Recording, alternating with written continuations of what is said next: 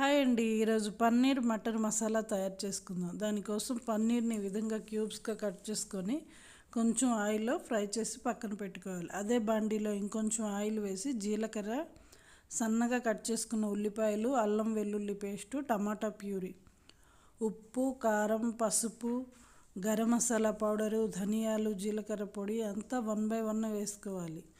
అది కొంచెం బాగా వేగిన తర్వాత ముందుగా నేను కాబూలీ చనాని ఇలా బాయిల్ చేసి పెట్టుకున్నాను. ఆ శనగలను కూడా వేసుకొని ఒకసారి కలపాలి.